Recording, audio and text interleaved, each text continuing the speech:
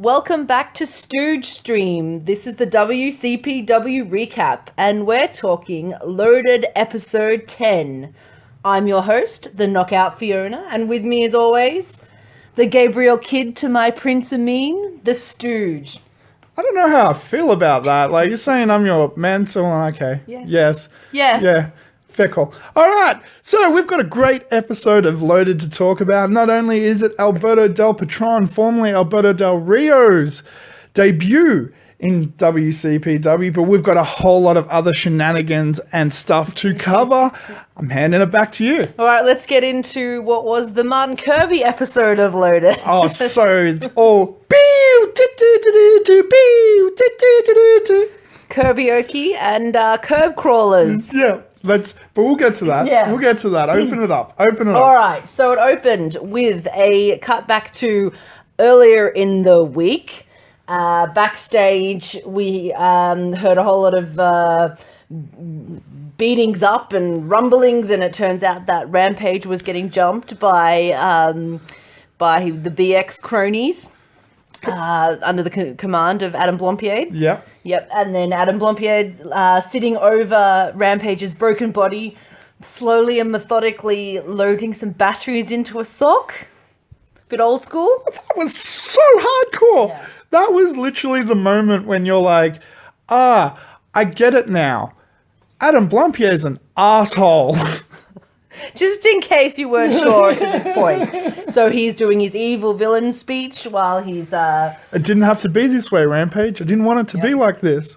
So this is interesting to note that we opened the show with Blompied on a high and in control. Yeah. Watch this space. So, of course, he gives Rampage a massive shot to the ribs or midsection with said sock battery weapon. And then we cut to other Adam, prosciutto, parmesan, pachichi. Whichever one you prefer. Hey, I called him prosciutto first, thank you. Yeah, that has actually come up recently, so yeah. Anyway. On the phone, visibly stressed, calling that all pie drivers are banned. I don't know who had called him up to ask him that, the paparazzi again, but, you know. All pie drivers are banned, that's it, I'm sick of it. All done. Enough. Yep. Blah blah. Then we opened the show with a new intro video package, which is about bloody time, and it's a great video package. It's really, really good. Rather than just the Loaded logo and the dun dun dun dun dun dun dun dun dun, there was actually a nice cut video package. Well done, Sam. Get back to work, dickhead. So after that, we opened the show with Prince Ameen and his manservant, Gabriel Kid, and discovered that Simon Miller, your bae, was the ring announcer. Because it's wrestling, and that's what we're here for, isn't it? To have fun. Simon's amazing. I love his ups and downs. Yeah. And his wrestling journey, him training to be a pro wrestler. Yeah, definitely. So, we had Prince Ameen coming to the ring with Gabriel Kid, of course. And his opponent was Joe Coffey.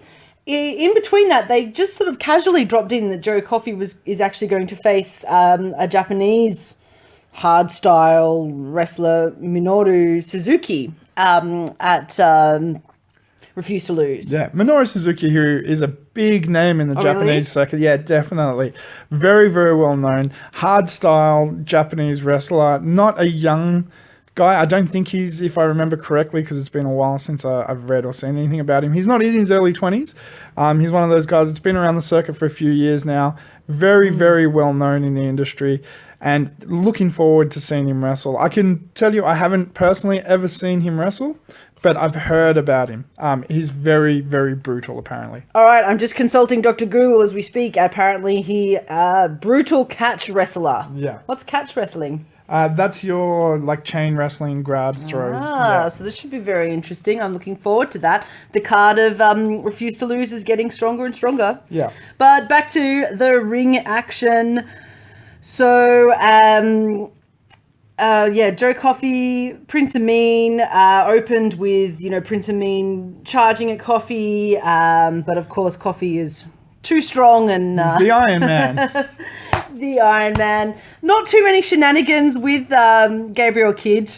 which was good. Yeah, exactly. There was the one spot where Ameen gives up again, which apparently was a throwback to one of the earlier matches. First episode of WCPW, thank you, where he walked out on the match with coffee and said, I don't need this, and walked out. Yeah, so they go to do the walkout spot, and then a kid accompanies Ameen, and then they both turn around to run back to the ring together, and Ameen's, I think, attempting to throw Kid in there to the Lions, but Kid stops at the last second, and Ameen gets caught by Joe Coffey. There was some great spots in there. It was a well put together match. This isn't a superstar, spectacular, high flying Will Ospreay match, but it was a really well done chain wrestling match that had some comedy elements to it, some nice little spots. I think it put over Gabriel Kidd quite well because that guy can get himself over. For a young guy, he knows how to get over. Yep. Prince Ameen as well knows how to get over as a heel. And of course, it gives Joe Coffey another opportunity to highlight the great skills he has without going into the crowd, which I thought was great. Exactly. And I think the crowd are waiting for Kidd to turn on Ameen. It's certainly building up to that. But Coffey, he needed a win, obviously, before this big match coming up. Definitely. Because he lost last week to Moose, to which we questioned, but anyway. So he won with a slingshot of Ameen into the corner, followed by that massive spinning clothesline, Black Coffee for the pin. The slingshot was a little bit messy, but we go with it. Slingshots are a bit hit and miss, I think. They can be. Yeah. So what do we have next? What did we have next? We had we interrupted some rather uncomfortable alone time between the WCPW champion Joseph Connors and his championship belt. It was uncomfortable. He was longingly staring at that belt like he was going to do awful things to it when the camera turned off. Well, Drew Galloway interrupted him and did actually call out that they should get a room. Yeah, that was quite cute. And got in his ear a little bit, riled him up, saying, you didn't win clean, you didn't win fairly, what kind of champ are you? You want to be a man and face me, like I'll give you credibility if you face me. I like there's one line in particular that I liked in the promo that Drew Galloway cut, and this was the heel emo Drew Galloway cut in a promo, very obviously. He cut a line that said, I go to companies, I make companies, and I make guys. Which I thought was a really clever line because over the course of the past 2 years, that's pretty much what he's done on the independent circuit and in TNA and so forth. He's helped build people. So that's very cool. And he has gone to companies that have little to no name like ICW and stuff and helped put them on the map. When you say that, I just think of the Joe Hendry promo for... I'm Drew. I'm Drew. Yeah. I'm Drew. Anyway. I have a girlfriend and she is so Drew. Oh, that is actually the best. Yeah. If you have not seen that particular Joe Hendry video, stop right now and go and watch YouTube that. So next match. We forgot to finish that off by saying Connors attacked Drew after he left the room, and it was with a the belt. Brutal beatdown. Cheap with shot the belt. from behind. Yeah, and then rammed his head into the wall a few times. It was quite a brutal beatdown. I liked it. You did. Yeah, because we're trying to establish Joseph Connors as a heel, and so far they've only done one or two little minor things. This was the major heel moment. This was the moment where you're like, he'll do anything. He doesn't care. He'll grab a dude's head and just slam it into a wall. Like, he doesn't give a shit. He's not letting go of that title. All right, next match, number 2. We had a bit of a grudge match, Pete Dunne versus Martin Kirby. Remember, Kirby got the Sable Bomb on Dunne for the win in that Furious 5-Way last week. He did. The Bruiserweight versus Kirby. Kirby, the lovable dickhead? Yeah, the lovable dickhead. Yeah. Well, this was, in true Kirby form, a mixed pace match with a variety of sort of little comedy spots, some, excellent technical chain wrestling, hard hits, lots of biting, of course, of Pete Dunne's gimmick is he bites dexterities, fingers and feet, and I love the spot where Pete Dunne bites Martin Kirby's hand and then goes, and starts trying to wipe his tongue, and Kirby's like, and gives him the finger. Oh, yes, because if you watch, you'll note that his hand was shoved down front of pants, shorts. Yeah. Here's some ball sweat. Overall, I thought I thought this match probably went a little bit longer than it probably needed to. But do they need to just fill the show? Like they need to fill time? No, I don't think so. They've got know. plenty of people on the roster if they just wanted to fill time. I kind of liked it. I didn't mind that it went a little bit over because you need to highlight Pete Dunne. He's new. Yes. And he really hasn't had a one-on-one moment to highlight himself and his skills and abilities. So giving the guys a long time, which I think they had, 15 minutes odd after promos and stuff in the ring, that was pretty cool. Like we got to see what he was capable of, and he's a really good wrestler. I'm really excited to see, because he's young too. Like, where's he going to be in a year's time? He's already having these amazing matches, and he's come out of nowhere, because I hadn't heard of him prior to his introduction in WCPW. No. So I thought it was good from that standpoint. Now, true, there were moments in the match that maybe dragged on a little bit. Yeah. But you got to see what the Bruiserweight really was. He really hung with Kirby in this match. I think he really he stepped up and really proved himself. It was good to have just that sort of one-on-one match. No other guys really got to highlight him a bit more. I like his little gimmick of trapping people under the ring apron, the ring skirt sort of thing. Doing that kick. The baseball slide. Kirby with his Zoidberg elbow. I mean, it's so great. You love it, you want it, but it's so pointless and so amazing. The most superfluous move in so wrestling. I'm just having to think. Hang on, I'm looking at my notes. So Kirby got the win, of course. Yep. Yeah, which we have to continue his winning streak. Excuse me. Yeah. Well, Kirby has to win for numerous reasons. One, for the storyline that he's got going with Adam Pacitti. Two, he wants a title shot. Yeah. And the only way you can get a title shot is if you win. And three, just to continue to build off the momentum from that Will Ospreay match, which literally turned him from a joke. Like Martin Kirby's character in the first 2 or 3. No, it was like 5, 6 episodes of WCPW was a joke. He had that match with Will Ospreay, and he's gone from a joke to completely over.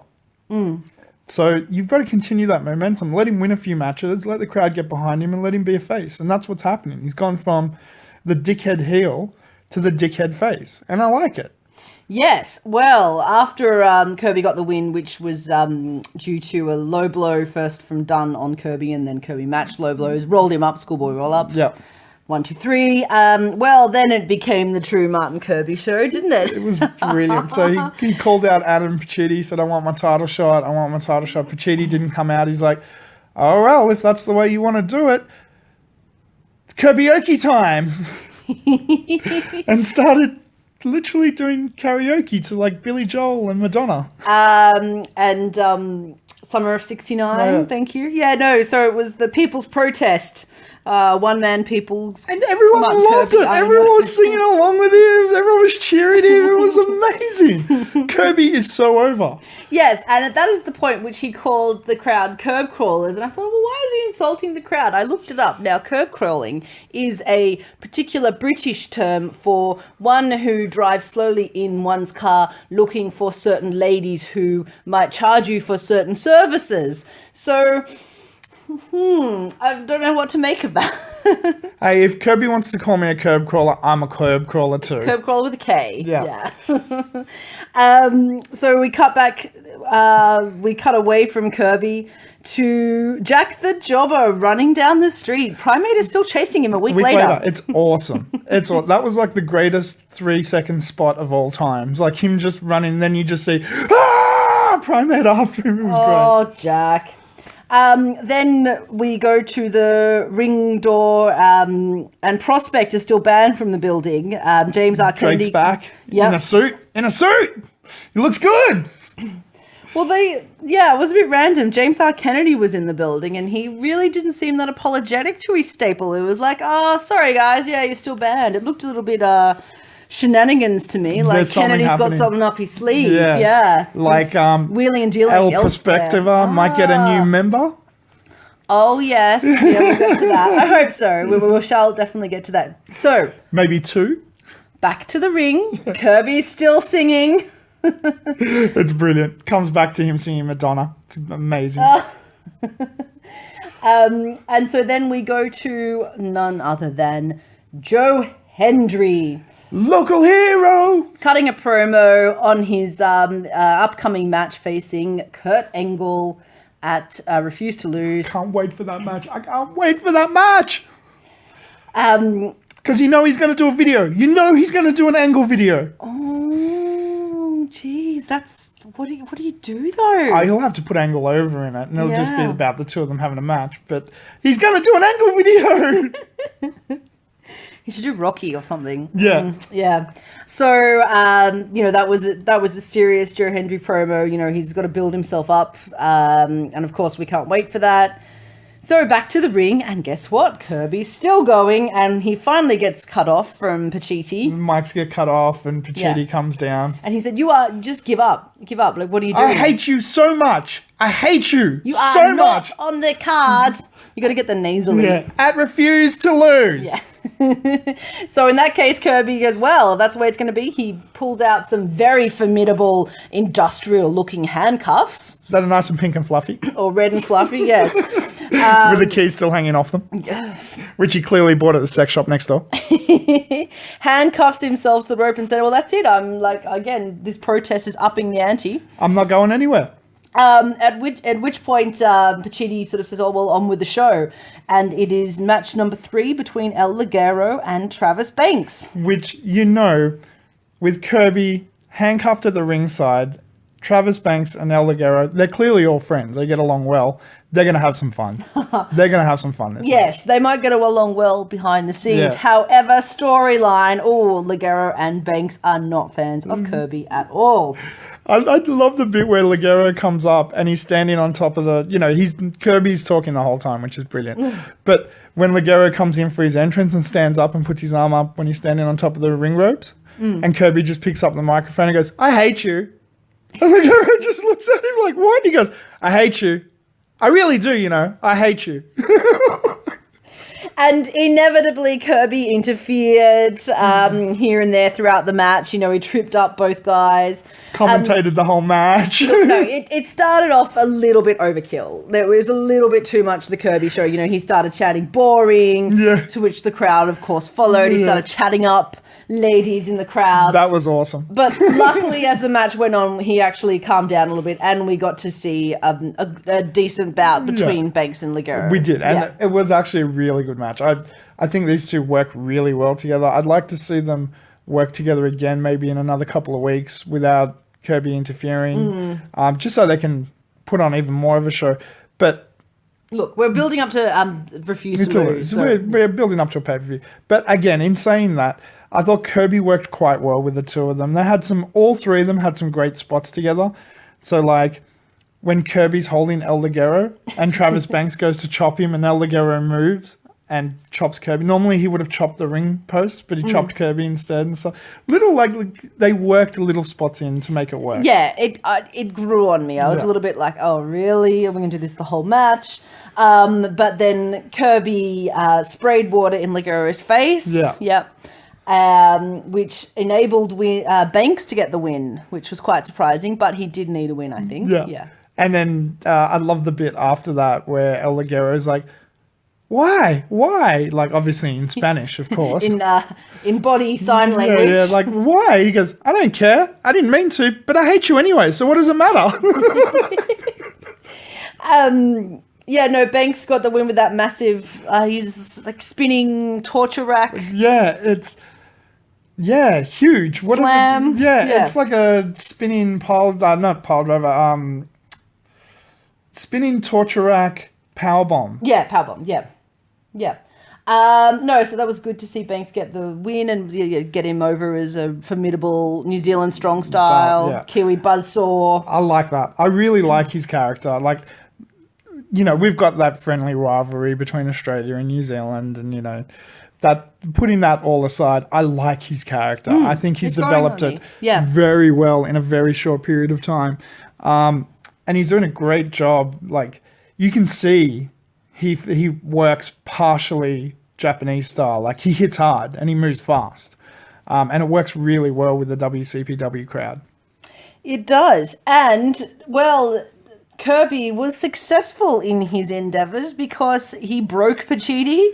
He came out at the end of that match and said, fine, like I give up. You know, you will be facing the WCPW champion Joseph Connors for a championship title match. Refuse to lose. And Kirby like puts his hands up and starts cheering. And again, I just loved like as Kirby's walking away, he gives Parmesan one more look, and Parmesan just goes, "I hate you." They have such good chemistry. Yeah, well, Pacitti had to stay in the ring for a special announcement after that, and he was getting booed. So yeah, he was getting Kirby's so over. Pacitti was getting booed. Yes. So Pacitti's announcement was Jay Lethal is unfortunately able to compete at Refuse to Lose because he's unable to compete. Held up. Oh, sorry, he's unable because he's contractual obligation in Japan. Yeah, so he's got things going on in Japan. Fair enough. He's got things to do, folks. He's got things to do. However, he's found a replacement, and hopefully this replacement will suffice. And it's this man. Insert Mexican horns here. So Alberto El Patron. And this notably was his first match outside of leaving WCPW. WWE. Oh, sorry, WWE. So out of all the companies that you could have gone to, right, out of all the places you could have debuted that have, you know, actual recognition. So maybe he's on an indie, don't know, whatever. But WCPW is huge now. They're not a small promotion anymore. They are massive. They're biting on the heels of TNA, which is the number 2 promotion in the world. And they're only, 11 weeks old, 12 weeks old? So for him to choose WCPW to make his international re-debut, let's say, that's a big deal. That's not a small deal. That's a big deal by Adam Pacitti. Like, that was a great job, them getting him. I love the little original promo that he cut. When you see him on the phone, he's like, yep, well, we've got a show coming up on Saturday. Do you want to come by? All right, I'll see you then. Puts the phone down. Sorry, Vince. And then you hear the music hit. Just so casual. Yeah, it was really well done. It was a great way to bring him in, great way to introduce him. Yeah. And the promo he cut at the beginning of this about loving wrestling, that was awesome. He's been a heel for so long.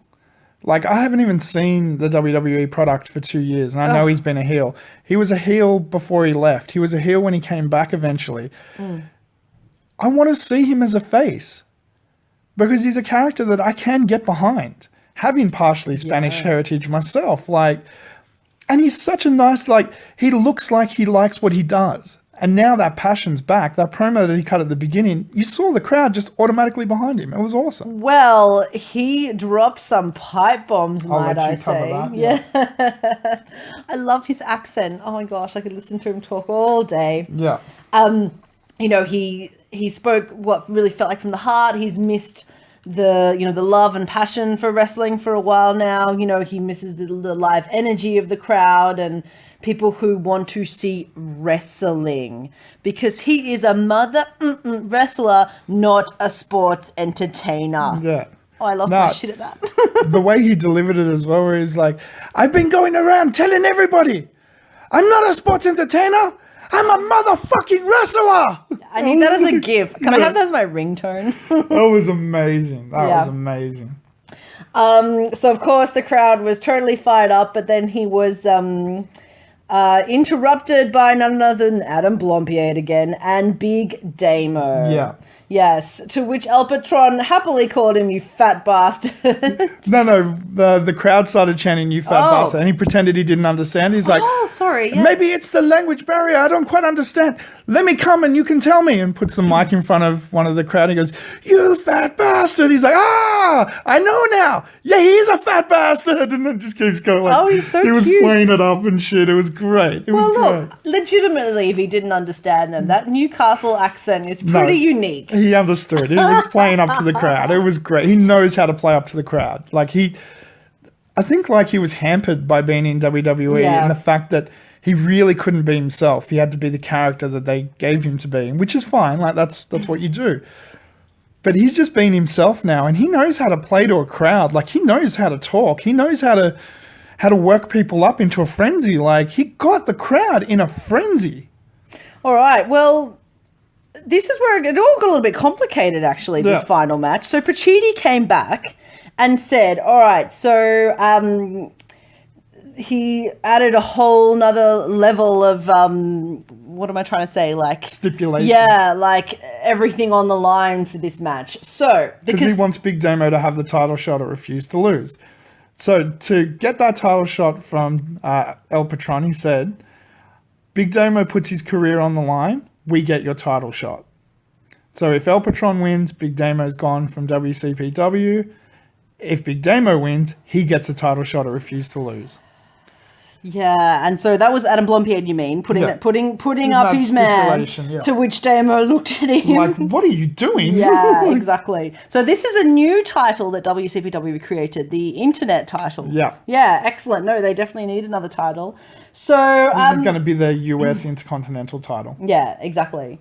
So, of course, the match was tainted with interference from Blompied, but we got a little bit of an introduction for what El Patron is going to do. Yeah. I would have liked to see a little bit more wrestling, but I think it was just a bit of a teaser match, wasn't it? And again, building up to refuse to lose. Definitely. Cards before a pay-per-view are all storyline build up towards a pay-per-view, but I think WCPW has done it right in the fact that they've actually given us decent matches, unlike... If you go look at the week before a pay-per-view WWE shows, they're usually quite flat because they can't give you too much because they've got limited stuff that they can give you until the pay-per-view the next week, but they've got to push and progress their stories forward. Whereas WCPW's done it in a good way where they've pushed the stories forward, but yet still given us entertaining wrestling at the same time. Yeah. I think Alberto really held his own with the giant that is Big Damo. You know, we got to see just how strong he was. Yeah, definitely. He's a strong dude. Yeah, a massive... I'm just trying to think what happened at the end, though. There was too much happening here, Ricky. I can't even read my notes. Oh, that's right. Hang on. We've got to mention the most important spot of the card, of the match. Huge bump. Huge bump. Kudos to Adam Blompied for taking that massive super kick to the chin by no, not a super kick, spinning like a jump kick thing. Oh, my brain is frozen because I've got a drop kick. No, it's got a name. Enziguri. He took an Enziguri. Took a massive Enziguri straight to the side of the face from Patron, hit the ring apron, and then hit the floor. It was well done. Yeah, so I think the crowd really needed to see that. So he started that episode on a high, thinking he had all the cards like in his hand, and inevitably Damo, of course, loses to El Patron. Yeah. To which he looked like he was crying. Yeah, he sold it well. I honestly almost started crying for Big Damo. I don't want to see him leave the company. And I loved Pacitti coming out and going, in the words of another famous wrestling promoter, "You're fired." But will we see Big Damo back in another incarnation? No, we won't. What we'll see is Grando Damo. El Grando Damiano. Yeah. But it did not end there. Blompied's quick descent to the bottom was again reinforced by Pacitti when he said, look, you can keep your job if you can face and win against Rampage at a street fight at Refuse to Lose. Blompied's doing a street fight at Refuse to Lose against Rampage. Doing the full Eric Bischoff. Yeah, it's amazing. It's amazing. I'm looking forward to that match. I want to see him get his ass handed to him by Rampage and then win by cheapness when, what is it, El Perspectiva? Yeah, or Las Perspectivas. The Las Perspectivas. And their new member, Grande Demios. I hope so. I hope we have not seen the last of it. And I hope they go like full piss take. So it's Big Damo in like a bodysuit and he's got his trunks and cut 2 holes out and taped them on his face like a mask. Oh, God. The potential, though. Like, that'd be great. It'd be so funny. Damo can play a comedy heel really well too, I think. He can. Yeah. All right, well, watch this space. And again, we're just building up to the pay-per-view. So we've got one more show, loaded episode 11, before the 6th of October when we have Refuse to Lose. Again, commentated by JR and Jim Cornette. We have Cody, no surname, no idea who he is. Haven't heard of him before. He's debuting on Impact soon as well, apparently, at Bound for Glory. We've got Kurt Angle. We've got so much happening on that card. I can't wait. I think Drew Galloway's on the card as well, and it's I don't care. I just want to see it. Yeah, exactly. I just want to see it. I'm paying for it. I'm paying for it. You got me, WCPW. You hear that, motherfucker? You got me. You got my money. I'm paying you. I'm paying you. All right, well, let's end it there, Stooge. We will see you again for the next episode of Loaded for our recap. Until then. Thank you so much. We'll see you in a week.